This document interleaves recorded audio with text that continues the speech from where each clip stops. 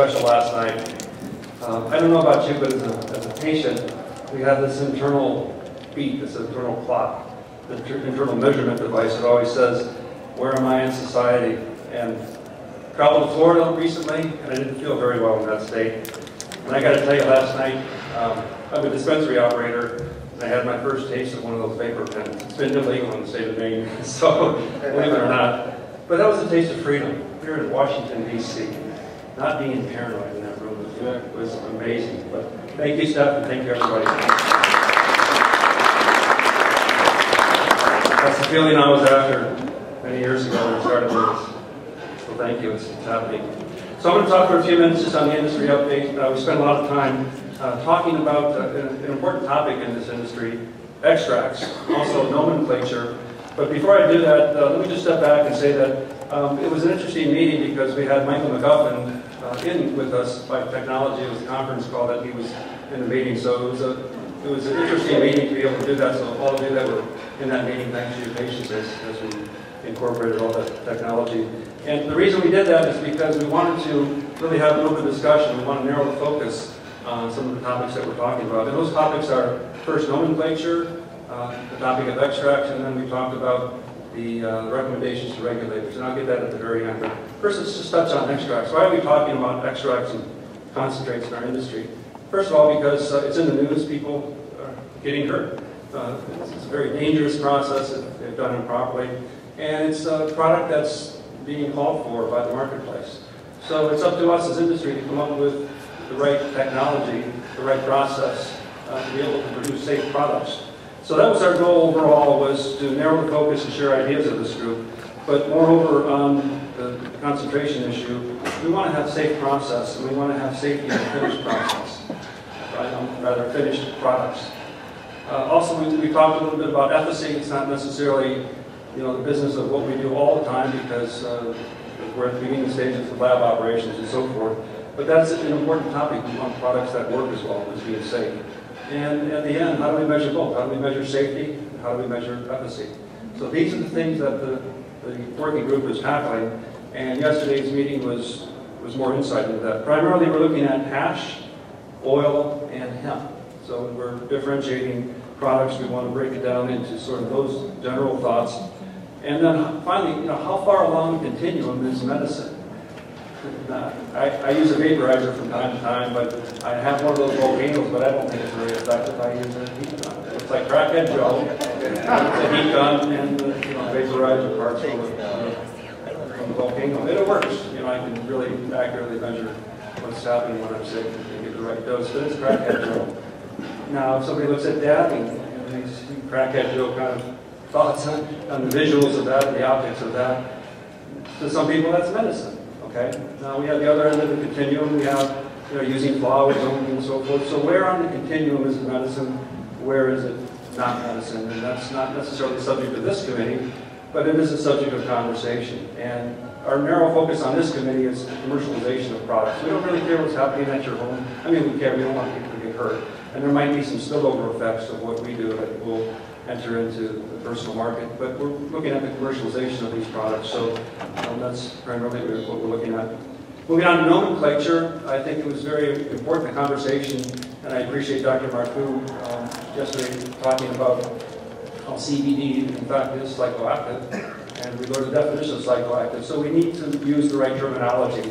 We were all really good at talking about medical cannabis and not marijuana these days, but it even goes further. It even goes deeper than sativa versus indica. It goes deeper than that, various plant parts.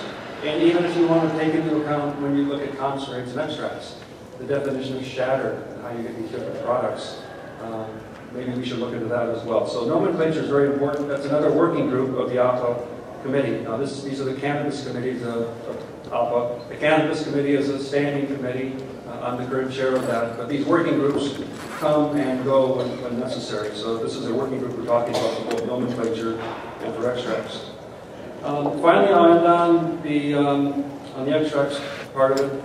In terms of, we're looking at this as, especially terminology, we need to focus on this right. We're not necessarily selling medicine, speaking of medicines, it's not food additives, we're not speaking of dietary supplements. this is an herbal remedy. And I think if we recognize it as such and come up with the proper terminology of what we're using, then I think that'll go a long way. Let me touch on recommendations for regulators as I close. You've heard an awful lot about this. There's been some work the last 3 or 4 years on this, and we have a culmination of some recommendations that are there and available for us in the public domain. These are recommendations to regulators in the areas of cultivation, lab operations, and distribution. The manufacturing, packaging, and holding operations are still being worked out, so those will be done soon. So what do we do with something like this? I can tell you in the state of Maine, where we're very highly regulated, that even the state of Maine is looking at a document like this and thinking it's very helpful. I was part of a conference call with our regulator, the woman who runs Marietta D'Agostino, runs the program in Maine, with Michael and with Jay Wilson, Babo. And she was asking basically for permission. Can I use this document to create best practices in our state? And that's fantastic. He said, yes, this is in the public domain. This is for you to use. And she said, thank you.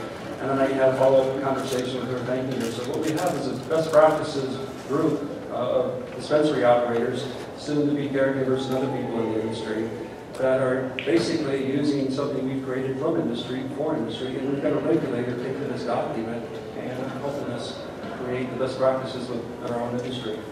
And that's perfect. That's exactly what we want to happen. So this is the value of APA. This is the quiet work that an organization like the American Herbal Products Association does. And lastly, you'll never hear from them asking you to join.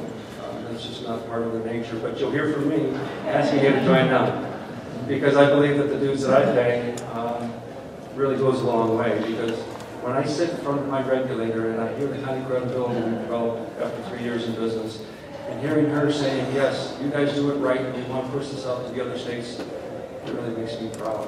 And that $1,800 that I spend as a company to APA is every dime well spent. So I encourage you to please look into that and please support that organization. Just the same way you do at ASA. We've got a great organization here, and it's all part of one happy family. So that's the update. Thanks very much.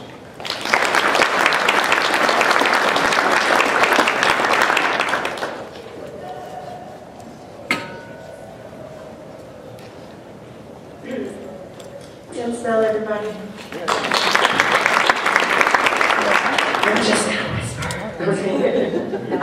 Gail, would you like to come up? Gail is going to give us a report back from the parent stakeholder group. Has everyone here met Gail? Gail is actually a news advocate in Maryland, and she has just been phenomenal this year. And we are going to have, patients are going to have safe access in Maryland, a lot of because of this woman's work. So if you haven't met her, please do. She's amazing.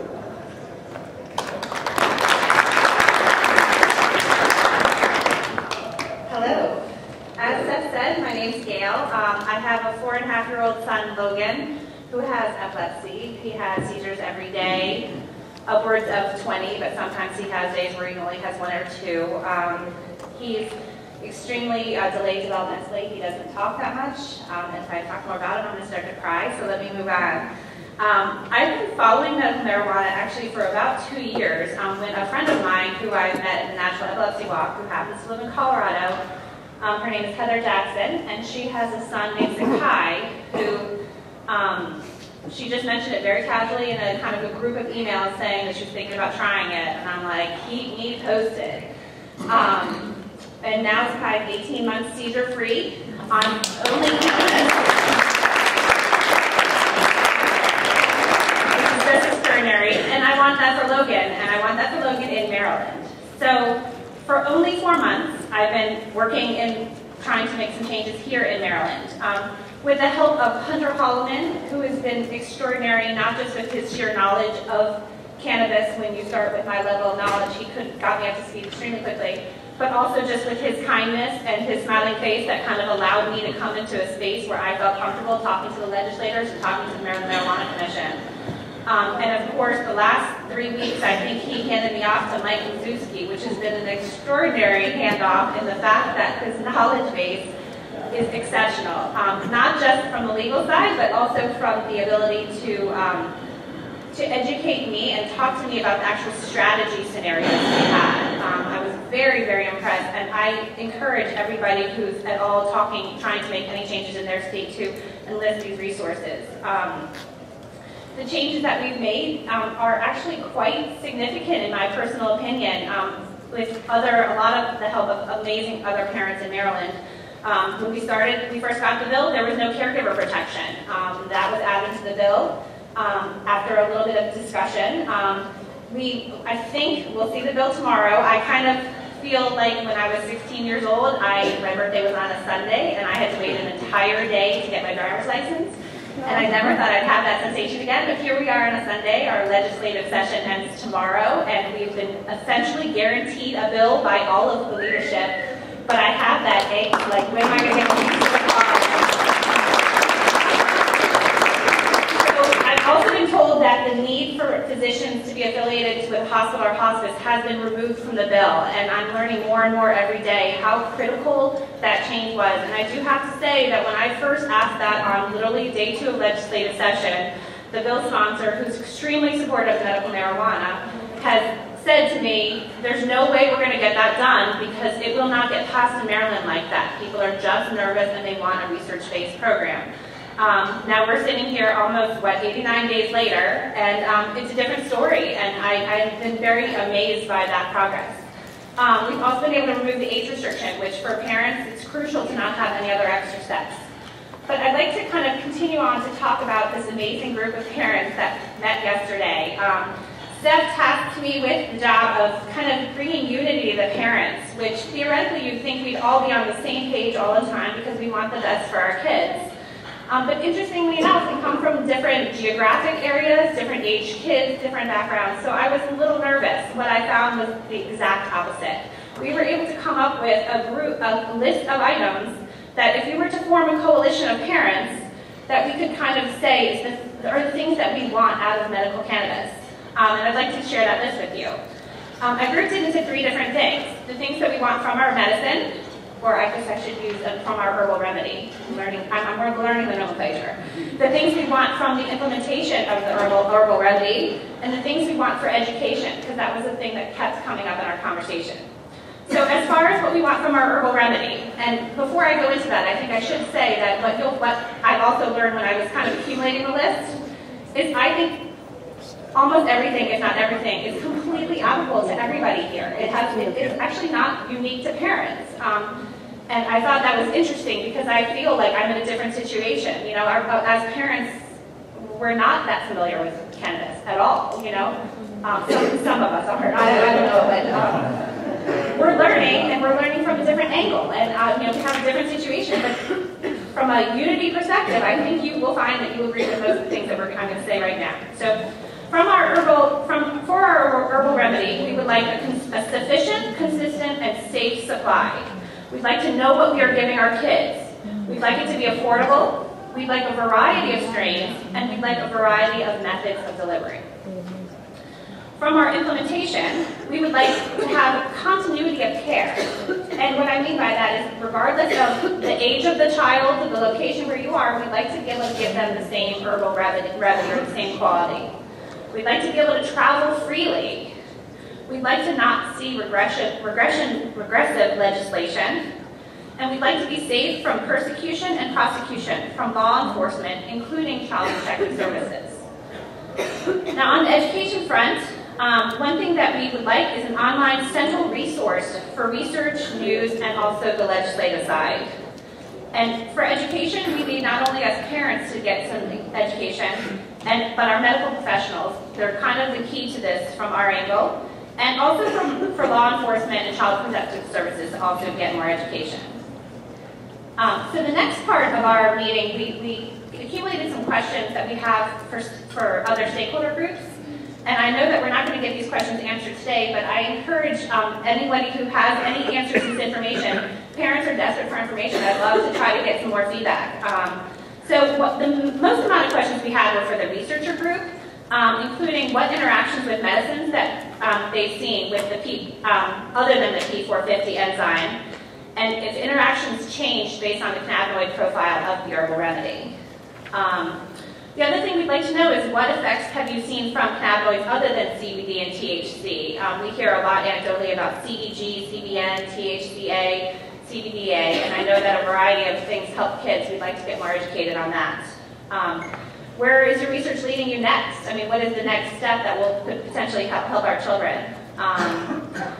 We'd like to see an accumulation of reporting of the adverse reactions for access by physicians and parents. And I know that's sometimes controversial because when you're talking to legislators, this isn't something we focus on.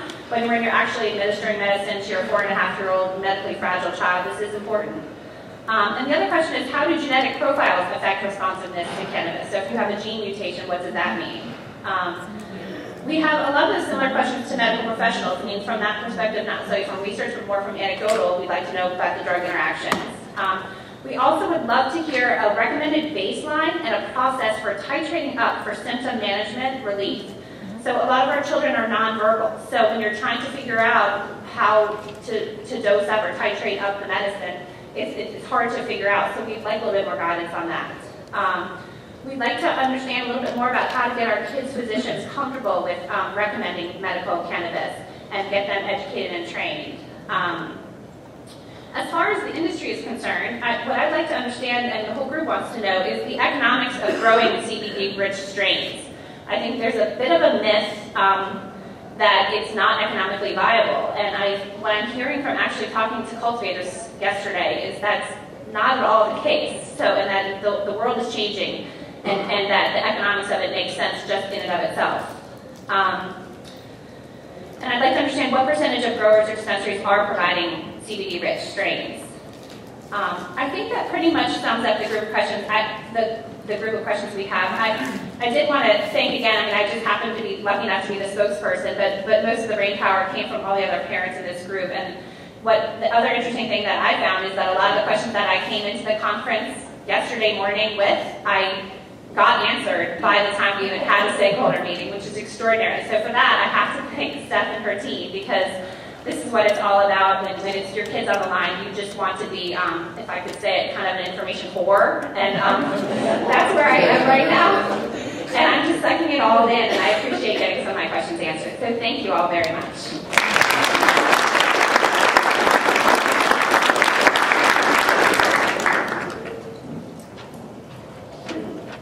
Does that make me an information pimp? I'm a little punchy still this morning, sorry. So the next group we're going to hear from are the medical professionals and researchers. Karen? Has everyone met Karen McCasey? Dr. Karen McCasey from our board. The way I got into this was in 2004, I had advanced breast cancer. I'm a physician and a mother of two. My son was 2 years old. And it wasn't legal in the state that I was living in. I had to move in with my in-laws. And that would have just sent them right over the cliff if I had used it. So I went through all of my chemotherapy treatments without using it. But looking back on that and remembering how much suffering I experienced, I became an advocate. And I've been an advocate since about 2010, working on this full time. And I decided after it was passed in Massachusetts, which is where I live, that I would open a dispensary, which is what I'm in the process of doing now.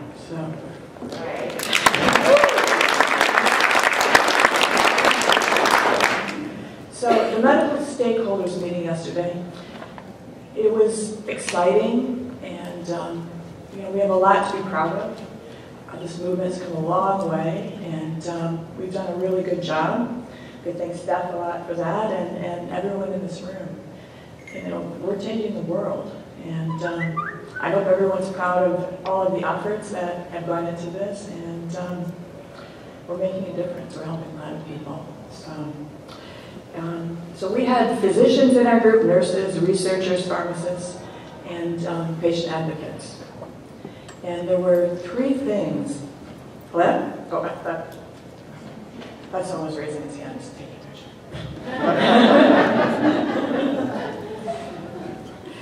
So there were three things that were really on everyone's mind that they would like to change. So I would like to change in the world, but these are the three things that came up over and over again. We had everyone speak, and so of course rescheduling came up. And the current Schedule 1 has been an ongoing battle, and you know, some people would like it Schedule 2, Schedule 3 like Marinol, and a lot of people would like it to be considered an herbal remedy. So that would take it out of scheduling altogether.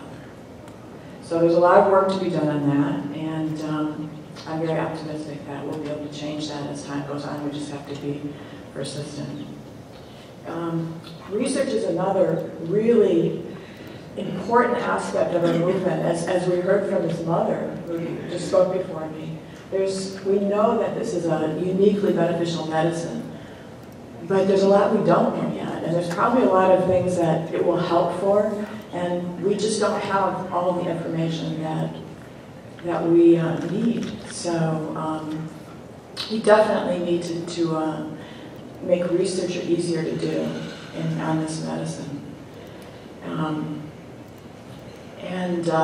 Lastly, physician and nurse and other medical professional education is absolutely key. In my state of Massachusetts, most physicians, before this passed on the ballot, they thought that they were at risk of losing their license if they recommended this, even if it was state legal. So that education is in process. And then even now, only about 13% of all medical schools teach about the benefits of cannabis. I mean, it's just amazing. My daughter goes to a very prestigious medical school, and the teaching that they said to her class was that there are no medical benefits. It was, you know, this was last year. So we really need to have a strong push on education. And I'm happy to announce that Dr. Stephen Korn, who's a tenured professor at Harvard Medical School, and who will be speaking, has put together physician education.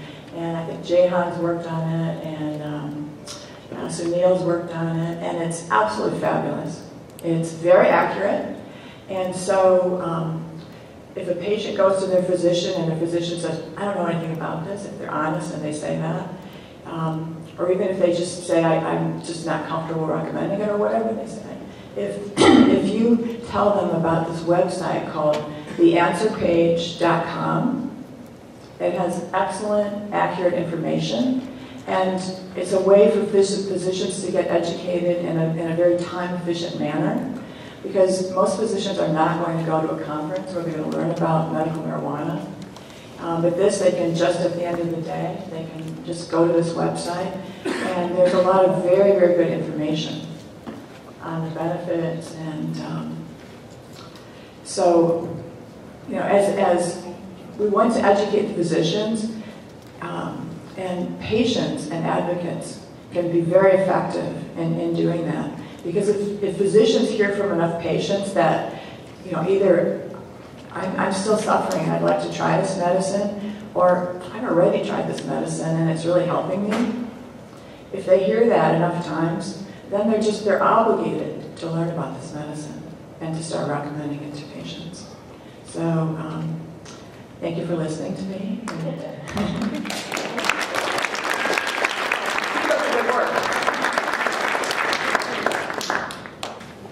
So I was part of the patients stakeholders group, and I'm going to be giving a report back from that group.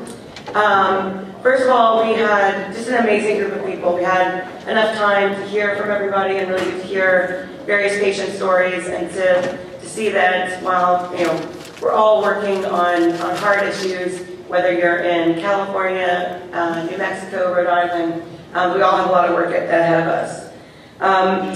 One of the things that came up as education, obviously, I think we were talking about more education for doctors, more education for elected officials, and just getting basic information in front of our elected officials. And so one thing that we agreed to do in our group is we've been working on model legislation at Americans for Safe Access, and the patients group is going to edit that and get back out to everyone in the movement. of looking at what within the various medical cannabis states is working and what isn't working. Just so we have a model that we can all be taking out to new states, but also use that as a guide to amend medical cannabis states that maybe aren't working so well.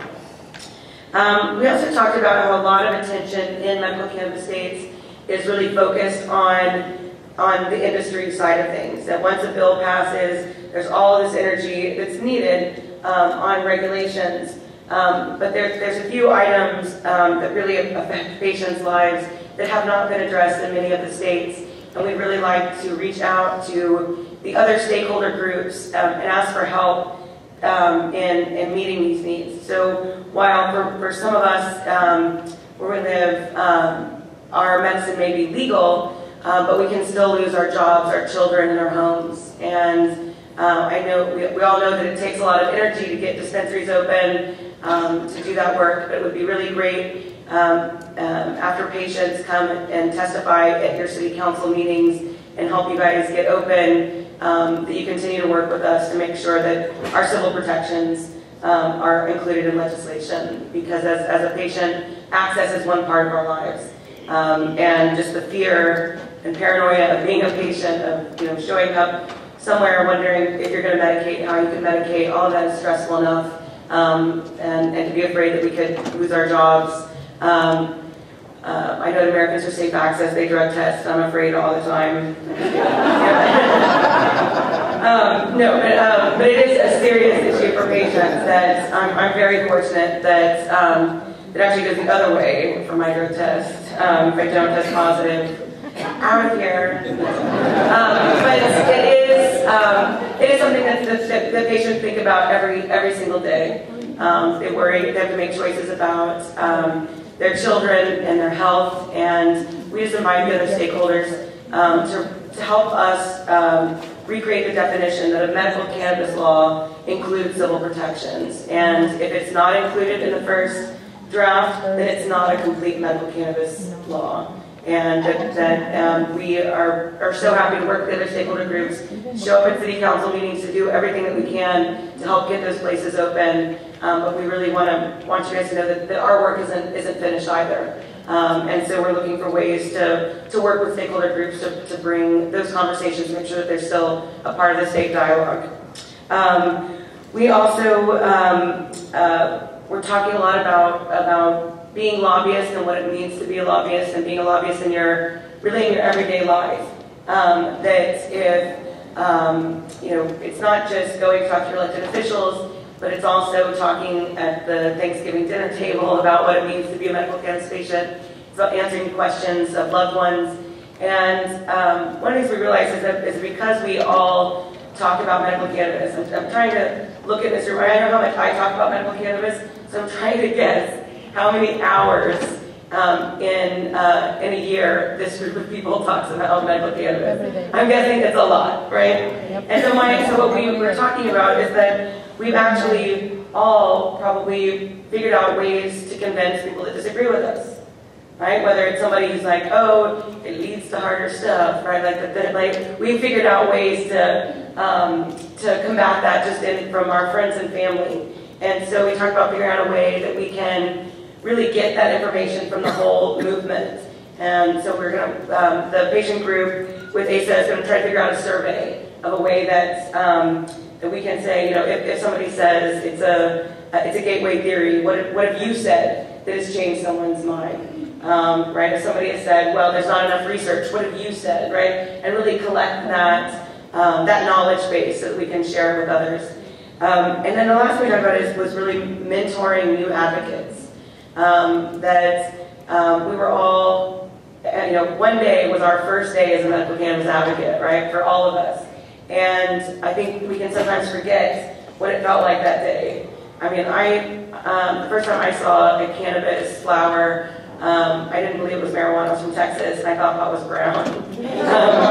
And luckily, when I said, I think that's a Dr. Seuss flower, somebody was nice enough to actually explain what it was. So I think that's something that we all need to be aware of. So in our advocacy, when you show up at a city council meeting and there's a new person there, that maybe they didn't get all their talking points right, but they were really passionate. And instead of trying to distance yourself from that person because they didn't say everything right, really embracing that person and bringing them on board and making sure that they have the same education that we have. And really just being better at being mentees, being mentors to new advocates.